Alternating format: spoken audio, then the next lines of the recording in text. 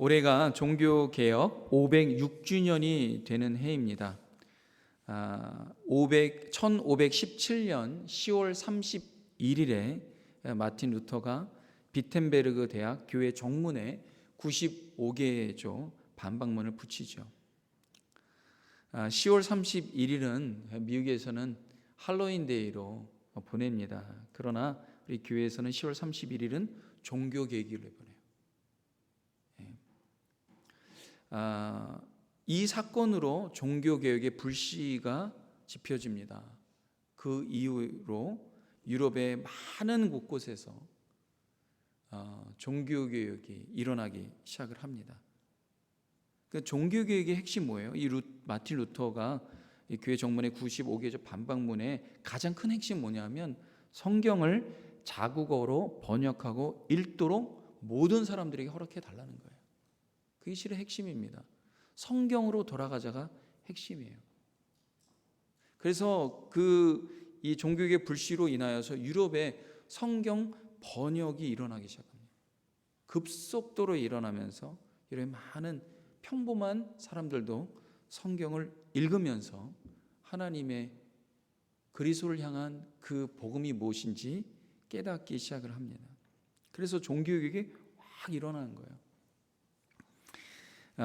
마틴 루터가 1517년에 이 종교개혁을 일으키기 이전에 한 4년 전부터 어떤 성경을 연구했냐면 1513년부터 1517년 그 사이에 시편과 로마서와 갈라디아서를 연구하고 강의하고 설교를 합니다. 그 시기에 루터가 로마서를 깊이 연구했는데 이 연구하면서 루터가 평소에 가지고 있었던 구원에 대한 그런 물음이 있었어요. 구원의 확신이 없었어요. 그래서 어떻게 하면 구원을 받는지에 대해서 끊임없이 물었습니다. 그래서 특별히 로마서 갈라디아서를 깊이 연구하고 또 설교하고 강의했던 것 같아요. 특별히 오늘 이 구원에 대한 그 깊은 그 물음에 대한 답을 얻은 그 말씀이 뭐냐면 오늘 우리가 읽은 로마서 1장 16절 특별히 17절에 있는 말씀입니다. 이 말씀을 깊이 묵상하면서 여기서 해답을 얻었어요. 17절에 있는 말씀인데요. 다시 보면은요. 복음에는 하나님의 의가 나타나서 믿음으로 믿음에 이르게 하나니 오직 의인은 믿음으로 말미암아 살리라. 오직 의인은 믿음으로 말미암아 살리라. 실은 이 말씀은 구약에 있는 하박국서의 말씀인데 그 말씀 구약에 있는 하박국에서 있는 말씀을 바울이 그대로 인용했습니다. 오직 의인은 믿음으로 말미암아 살리라. 이 말씀을 통해서 루터가 종교개혁을 일으키는 그 핵심 주제가 오직 믿음이구나. 그래서 sola fide, 오직 only faith, sola fide, fide가 faith예요, 라틴어인데. 그래서 루터는 오직 믿음이다. 우리가 하나님께 의로움을 받는 것, 우리가 구원을 받는 유일한 길은 그리스도를 믿는 그 믿음이다. sola fide. 이런 놀라운 복음의 진리를 깊이 이 로마서에 있는 오늘 우리가 읽은 이 말씀을 통하여서 깨닫습니다. 깨닫는 그 과정이 있어요. 루터가 당시 수도원에서 수도사의 길을 걷고 있었습니다. 루터는 날마다 최선으로 고행하고 참회하고 수련하고 훈련하면서 최선으로 수도사의 길을 걷고 있었어요. 주변에 있는 사람들이 루터에 대한 평가가 뭐냐면 루터는 양심이 굉장히 예민한 그런 사람이었다, 그런 평가를 합니다. 그 말은 뭐냐? 루터가 매일매일마다 고행하고 참회를 하면서 이 양심이 더 예민해지는 거예요. 더 키해진다. 영어로 하면 키해진다라는 거예요. 뭐냐면 내 조그만 잘못, 조그만 죄도 전에는 무시했던 것들이 어떻게 더 내 양심을 찌르는 거예요. 더 죄책감에 사로잡힙니다. 그게 해결이 돼야 되는데 해결이 안 되는 거죠. 그래서 내가 더 어떻게 하면 의롭게 되보려고 애를 씁니다. 고행하고 수련하고, 그래서 무릎이 딱지가 붙을 정도로, 굳은 살이 벨 정도로 그렇게 고행을 하고 참회를 하는데, 문제가 뭐냐, 항상 하나님 앞에서 더 나는 죄인이며 죄책감을 갖고 양심의 가책을 받습니다.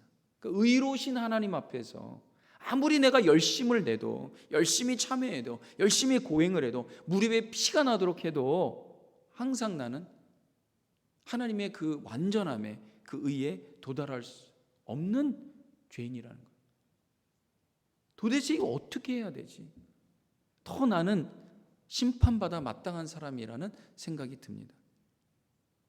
그러면서 로마서 1장 17절 말씀을 연구하는데, 이 말씀을 묵상하다가 복음에는 하나님의 의가 나타나서, 이 17절에 하나님의 의가 나타나서, 이 구절을 이제 묵상하면서 고민하게 됩니다. 왜 고민하냐면, 하나님의 의라는 것, 하나님의 의는 완전하기 때문에 아무리 자기가 고행하고 참회해도 나는 불의한 죄인임을 깨닫고 결국엔 나는 심판받을 수 없는, 그 하나님의 의 앞에서 나는 징벌받을 수 없는 죄인이라는 거예요. 그래서 루터가요, 어떤 마음이 있었냐면 이렇게 자기를 고백해요. 난 전에는 속으로 하나님께 참 불만이 많았다는 거예요. 이 고행하고 참회하면서. 왜? 하나님의 의에 난 도달할 수 없는데 하나님이 그걸 어떻게 하면 내가 그 의로움에 도달하려고 애를 쓰는데도 도대체 해결이 안 되는 거예요. 더 나는 내 양심에 너는 죄인이지, 너는 나쁜 사람이잖아, 결국엔 하나님의 의 때문에 너는 심판받을 거야. 그래서 하나님의 의라는 그런 대목이 나올 때마다 싫었다는 거예요. 불만이 있고 하나님께 심지어 분노까지 했다는 거예요. 그러면서 로마서를 이제 깊이 연구하고 묵상하면서 1장 17절에 하나님의 의가 복음에 나타났다라고 되는데, 그 부분을 더 깊이 묵상하기 시작했다는 거예요. 하나님의 의가 복음에 나타난 이유가 무엇인지 연구하기 시작했다.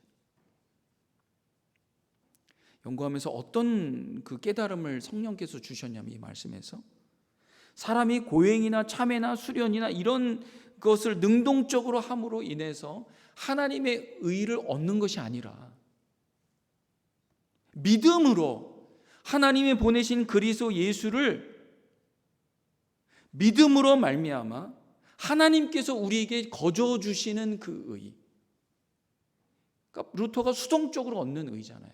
하나님 편에서 주시는 그 의를 내가 그리스도를 믿음으로 말미암아 얻게 된다라는 것이, 그것이 복음이라는 것을 깨닫게 됩니다. 여러분, 이것은요 지금의 교회에서는 당연한 거로 느껴져요. 근데 500년 전에는 루터는 이게 당연한 게 아니었어요.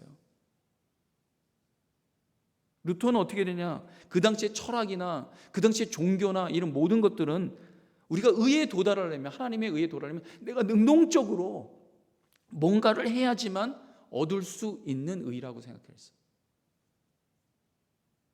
근데 로마서를 통하여서 깨닫게 된 이 하나님의 의는, 내 안에서 하나님의 의가 나타나는 것은 믿음으로 얻게 되는 수동적인 하나님의 의라는 사실을 깨닫게 된 거예요.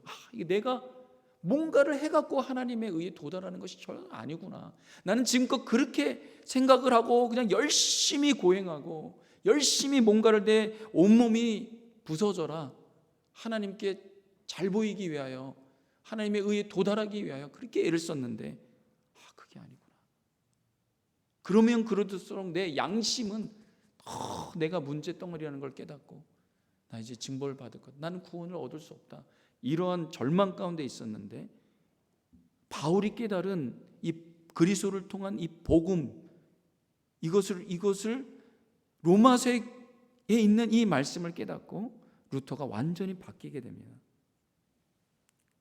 그래서 루터가 당시를 회상하면서 자기가 어떻게 인생이 바뀌게 됐는지를 이렇게 말해요. 은혜로우신 하나님이 믿음으로 우리를 의롭게 하시는 수동적인 의의를 깨닫는 순간 나는 다시 태어나 열린 천국의 문으로 들어가는 느낌을 얻었다. 그런 경험을 했다. 로마서 1장 17절. 그리고 성경 전체가 전과는 완전히 다르게 나에게 다가왔다. 전에는 하나님의 의가 그토록 싫었는데 그 이후에 하나님의 의는 사랑스럽고 은혜롭게 다가왔다.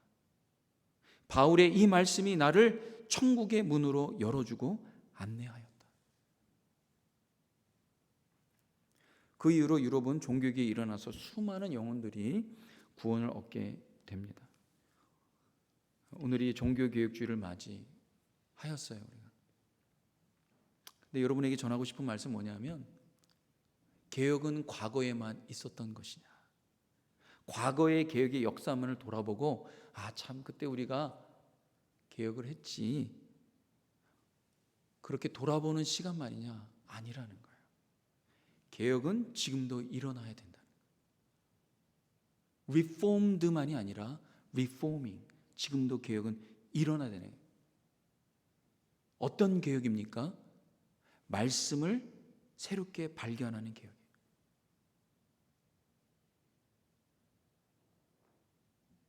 개혁은 과거만이 아니라 500년 전만이 아니라 지금도 필요하고 앞으로도 필요합니다.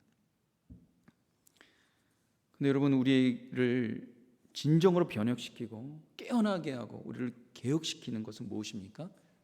하나님의 말씀에 대한 진실한 깨달음이 있습니다. 루터가 그 많은 말씀 중에, 여러분, 로마서가 루터가 있을 때 1500년 동안 지속된 말씀이에요. 항상 성경책에 있었던 말씀입니다.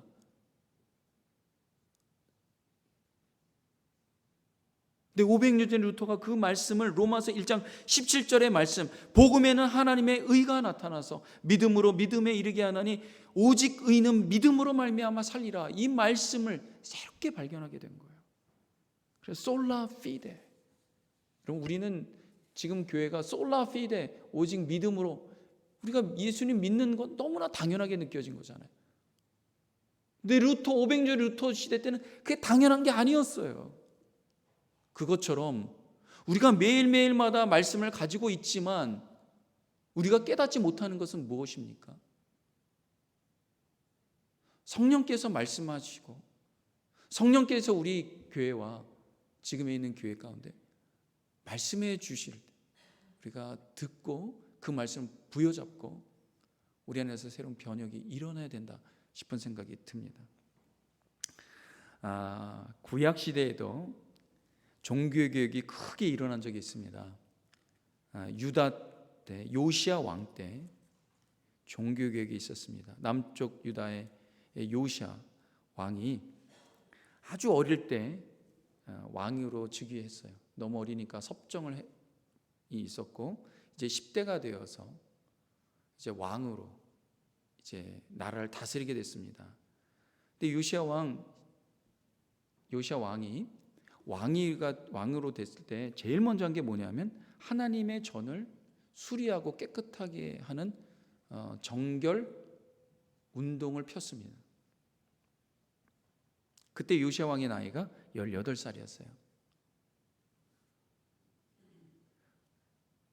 근데 이제 그 하나님의 전이 많이 망가지고 부서져서 그걸 깨끗하게 하고 정결하게 하고 수리하고 이런 과정 가운데에서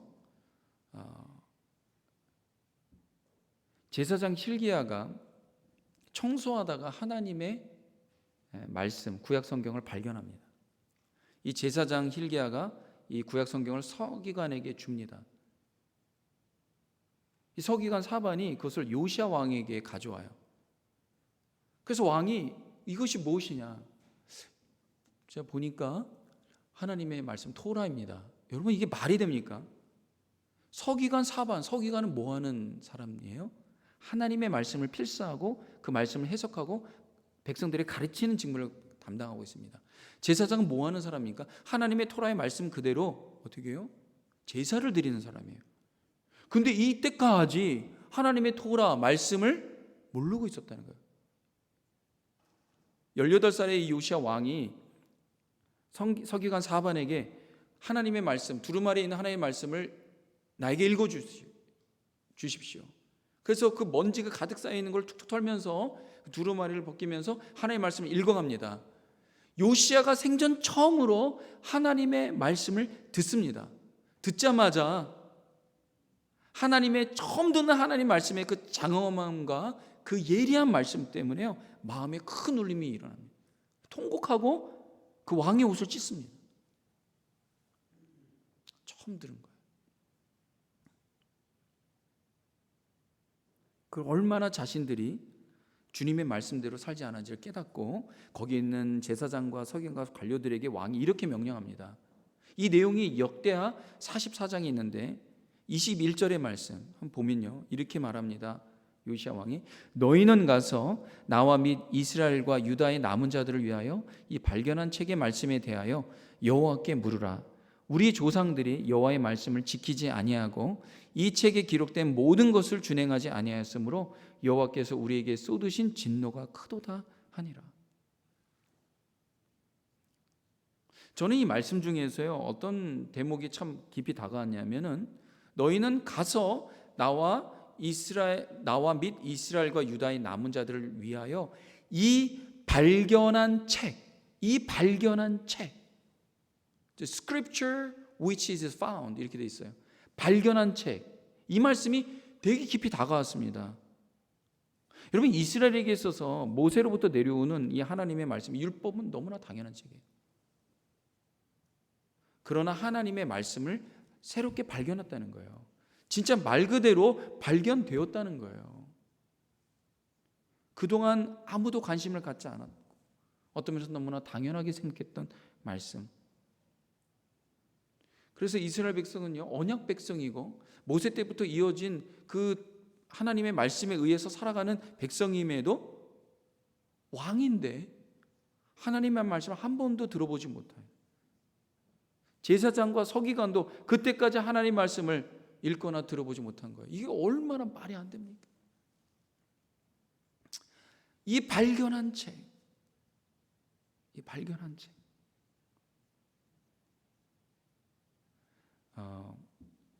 제가 어느 집에 신방을 갔습니다. 어느 집사님 집에 신방을 갔어요. 신방을 갔는데 이제 신방 가면은 또 찬송도 하고 또 말씀도 이제 전하고 그러는데 성경책을 이게 필요한 거예요. 그래서 이제 우리 찬송하고 또 말씀 전합시다. 그러니까 목사님 잠깐 기다려 보라는 거예요. 제가 성경책을 찾아오겠다는 거예요. 근데 성경책을 찾으러 갔는데 5분인데도 안 나오는 거예요. 10분인데도 안 나오는 거예요. 그래갖고 그냥 오시라고 그러는데 제가 갖고 온 거예요. 갖고 왔는데 성경책을 갖고 왔어요. 근데 이제 여기에 먼지가 너무 쌓인 거예요. 먼지를 훅 불었는데 우리가 앉아 있는 곳에 먼지가 확 이렇게 난 거예요. 그리고 콜록콜록거리면서 목사님 죄송합니다. 그리고 이제 그 성경책을 펴갖고 신방 예배를 드렸던 기억이 납니다. 아마 교회에 3년, 4년, 5년, 10년 다닌 분들은 성경책이 굉장히 많을 겁니다. 근데 정말 우리가 하나님의 말씀에서 나를 새롭게 하고 나를 변화시키는 그런 말씀을 발견하고 있는가? 지난주 한국에서 친구 목사님이 이제 와서요, 목사님들과 조찬 모임을 잠깐 가졌습니다. 그곳에서 참 유익한 시간을 가졌어요. 얘기 중 여러 대화들이 있었습니다. 참 많은 걸 배우고 또 경험하고 또 느끼고 이제 그랬던 시간입니다. 근데 이제 여러 대화 중에 교회에서 정말 설교가 얼만큼 중요하냐라는 그런 대화를 나눴어요. 요즘에는 저희 때만 해도 설교가 한 50분 막 1시간 이렇게 돼도 성도님들이 이제 인내하고 참았지만 지금은 한 20분, 25분만 지나가도 좀 길게 느껴진다는 거예요. 그렇구나. 그래서 많은 목사님들이 있던 목사님도 전에는 본인이 45분, 50분 설교했지만 지금은 30분 이내로 이제 좀 줄이려고 한다고 노력한다고 얘기합니다. 저도 설교를 그렇게 길게 안 하려고 해요. 요즘에 있는 그런 시대에 맞게끔 30분에 35분 정도 이제 더 줄일까 싶은 생각도 듭니다. 근데 이제 설교의 길이, 말씀의 길이가 중요한 게 아니라 어떤 면에서 말씀 그 안에 있어서 얼만큼 정말 복음의 핵심 메시지가 담겨 있나, 그게 굉장히 중요하지 않습니까? 그렇잖아요? 그런데 이제 이런 얘기를 한 거예요.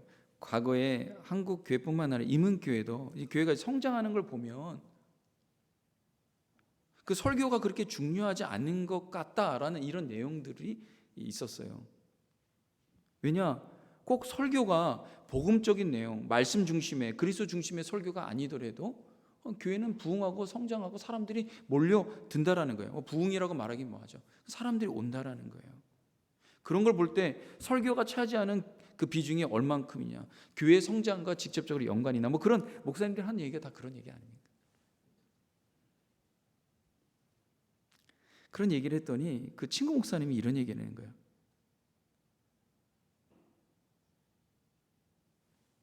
바로 그것 때문에 뭡니까?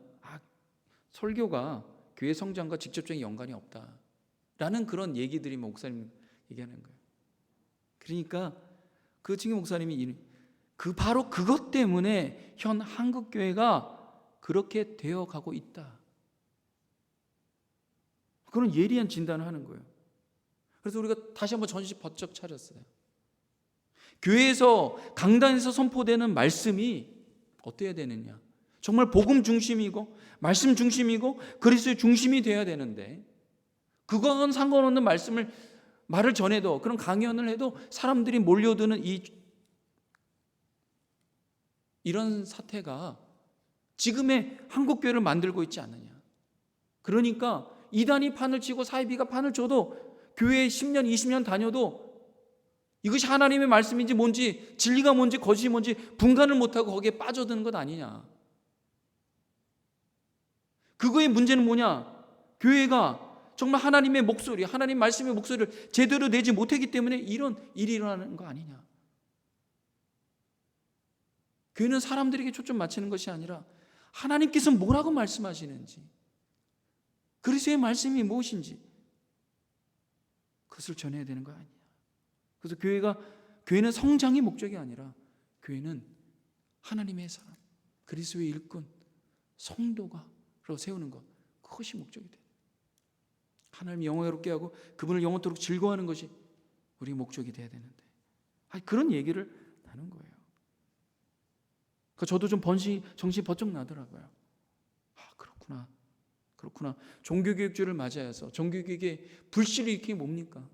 핵심이 뭐예요? 종교교육의 핵심이 성경으로 돌아가자는 거예요. Back to the Bible. 그게 종교교육 아닙니까? 모든 사람들이, 유럽에 있는 모든 사람들이 그 당시 때요, 글자를 모르는 사람도 많았고요, 성경을 한 번도 자기 그 언어로 읽어보고 들어본 적이 없는 사람들이 너무나 대반이었습니다. 그러니까 하나님의 말씀을 자기 언어로 듣도록 해봅시다. 구약시대 종교육, 요시아의 종교육이 뭡니까? 하나님의 말씀을 비로소 들은 거예요, 자기 언어로.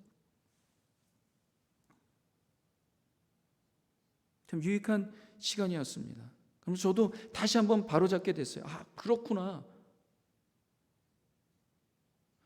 정말 교회가, 그리스도인이, 우리 성도님들이 하나님의 신실한 일꾼이 되고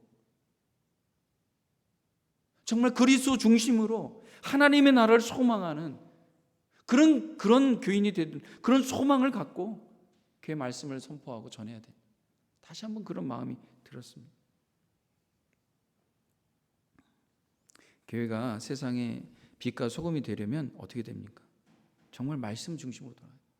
종교개혁의 핵심은 말씀 중심이에요. 거기서 진정한 변혁이 일어난 거예요. 여러분, 종교개혁의 루터가 오늘 우리가 부른 찬양, 내 주는 강한 성이요, 이게 누가 작사하고 작곡한지 아십니까? 마틴 루터예요.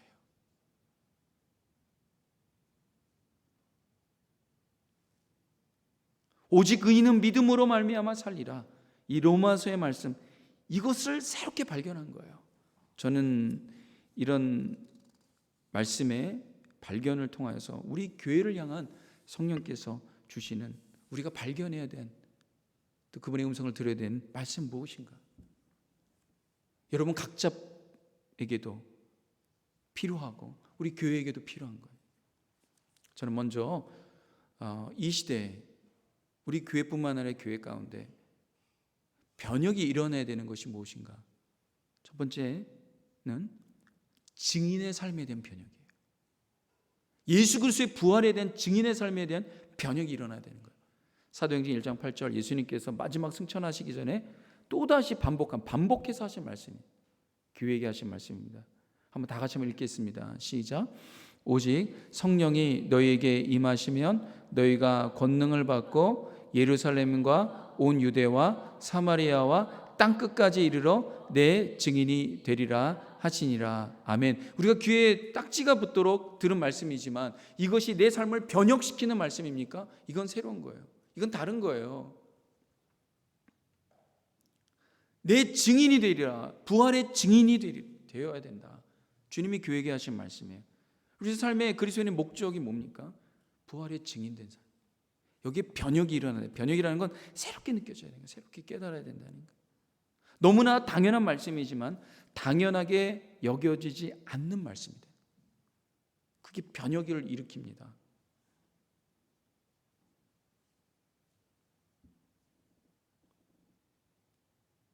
저는 루터 때는 그리스도의 십자가와 부활을 믿음으로 말미암아 얻게 된 그런 의, 이것이 당연하게 느껴지지 않았던 시대에 새롭게 깨달은 말씀이라면 우리는 믿음으로 말미암아 구원 온다는 것이 당연하게 느껴지잖아요.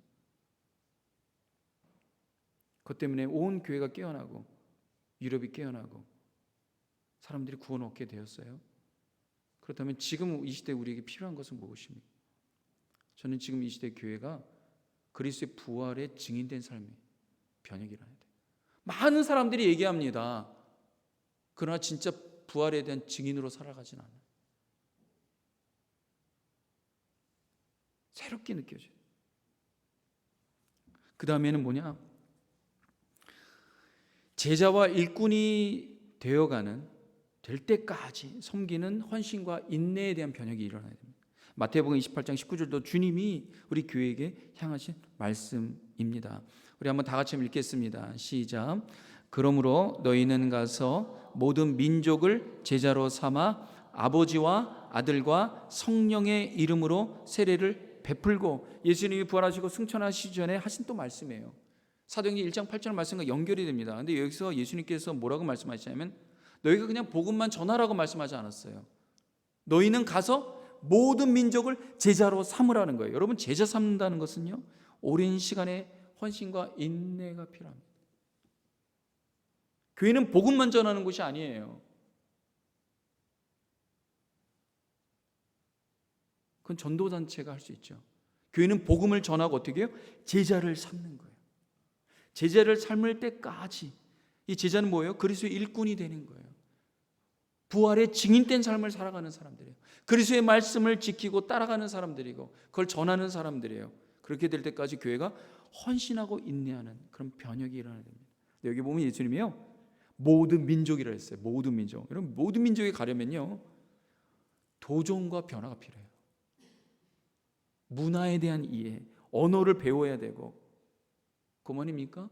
물질도 필요하고요, 시간도 내야 되고, 내 것을 들여서 희생하고 헌신하는 도전과 변화가 있어야 되는 거예요. 모든 민족. 그 예수 그리스도를 믿는 건요, 역동적입니다.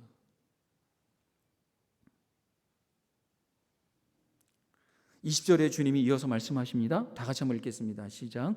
내가 너희에게 분부한 모든 것을 가르쳐 지키게 하라. 볼지어다 내가 세상 끝날까지 너희와 항상 함께 있으리라 하시니라. 아멘. 예수님이 마지막으로 또 당부한 게 있어요. 내가 너희에게 분부한 모든 것, 부분이 아니라는 거예요. 너희가 마음에 들고 좋아하는 말씀 몇 가지만이 아니라 내가 너에게 분부한 모든 것을 가르치고 지키게 하라. 주님 마지막으로도 부탁하신 모든 말씀, 주님의 모든 말씀을 가르치고 지키라. 교회는 주님의 모든 말씀을 배우고 가르치고 지키고 행하는데 애써야 돼요. 그래서 말씀을 배우는 거, 가르치고 전하는 데 애쓰는 변혁이 일어나요. 말씀을 마무리합니다. 어제 여선교회 선교 바제가 있었어요. 근데 실은 저는 바제하기 전에 사람이 올까 하는 그런 걱정이 있었습니다. 좀 우려가 있었어요. 오지도 않고 괜히 그 몇 시간 동안 힘들게 했다가 그러면 또 좀 이제 마음에 좀 실망이 있을 텐데 이런 생각이 들었어요. 근데 참 너무 감사한 게요. 정말 퍼펙트한 날씨를 하나님이 허락하셨어요. 너무나 좋은 날씨. 그리고 지나가는 행인들이 차를 세우고 솔솔차게 와서 사갔습니다. 뭐 대박은 난 것은 아니지만 저 너무나 감사한 게 뭐예요? 준비하고 진행하는 이 모든 것은 우리 안에 기쁨과 감사와 즐거움이 넘쳤어요. 이 목회자는요, 어떤 사역을 하기 전에 이 사역 때문에 성도님이 실망할까 내심 걱정합니다. 특히 이번에 우리가 단기 선교를 이제 간다고 하지 않습니까? 단기 선교 가면은요, 별의별 우리가 예상하지 못한 일들이 있어서 기도로 많이 준비해야 되는데 혹시나 단기 선교 가서 또 실망하고 목사님 이거 아닌가 봅니다. 특히 우리 이엠이나 이러면 어떨까 그런 걱정이 있어요. 그래서 막 준비하고 어떻게 하면 이 어그러지지 않게 하려고 애를 쓰고 그러는데요. 사도 바울도요, 마가를 선교에 데리고 갔다가 마가가 어떻게 했습니까? 실망하고 돌아섰잖아요.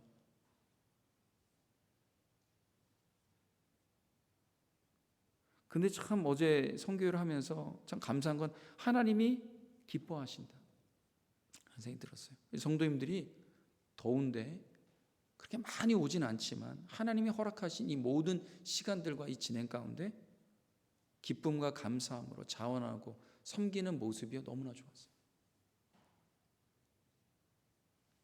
저는 뭐 그렇게 막 이 깊이 들어가서 하진 못했어요. 설교 준비하고 내일 오늘을 준비하는 것 때문에. 그렇지만 필요할 때 좀 도와주고 그랬는데요. 그런데도 몸이 많이 힘들더라고요. 그런데 참 감사한 건요, 기쁨이 있어요. 감사가 있어요. 회복이 있어요. 이 모든 것이 어떻게 해요? 선교에 참여하는 거예요. 하나님이 기뻐하시는 거예요. 여러분, 선택과 집중해야 한다는 말을 많이 듣습니다. 지금 우리 교회가 선택하고 집중해야 하는 것은 무엇인가? 저는 볼 때요, 부활의 증인된 삶, 주님의 선교에 참여하는 거예요. 증인의 삶을 사는 거예요. 모든 민족으로 제자를 삼는데, 여러분 모든 민족으로 제자를 삼게 돼요. 해야 할 일이 너무 많습니다. 요거 한 가지만 집중해도 우리가 가지고 있는 시간이 부족해요. 근데 하나님께서 다 채워주신다는 생각이 들어요. 저는 단기 선교를 하고 선교를 하면요, 물질이 많이 들어가거든요. 사도 바울도 이 교회, 개척한 교회를 다시 재차 방문한 이유 중에 하나가 뭐냐면요, 선교나 교회, 어려운 교회를 위해서 도와주는 그 모금 운동을 하는 거예요. 헌금 운동을. 그래 돌아다니고. 근데 하나님께서 채워주신다는 생각이 들어요. 하나님 채우신. 여러분, 저는 어디에 선택하고 집중해야 되는가라고 볼 때 우리 교회가 부활에 하신 주님을 증거하는 이 증인된 삶에 대해서 선택하고 집중해야 돼요. 시간이 모자라요. 여러분, 우리의 시간이 모자릅니다. 저는 앞으로 계속 우리는 전진할 겁니다. 진보할 겁니다. 나아갈 겁니다. 그것이 우리가 해야 할 가장 옳은 길이기 때문에 그래요. 다음 주에 있는 우리 전교인 창립 감사 예배 가운데 우리 모든 교회가 그런 하나님의 부르심과 또 하나님의 소명을 깨닫는 은혜가 넘쳐나길 주님의 이름으로 축원합니다. 기도하겠습니다. 하나님 감사합니다.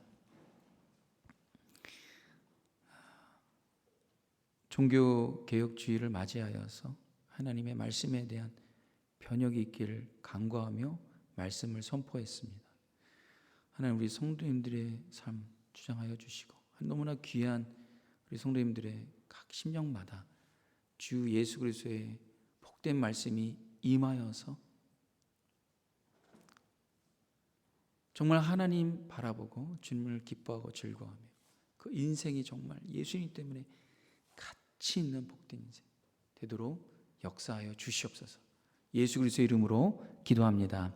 아멘. 우리 자리에서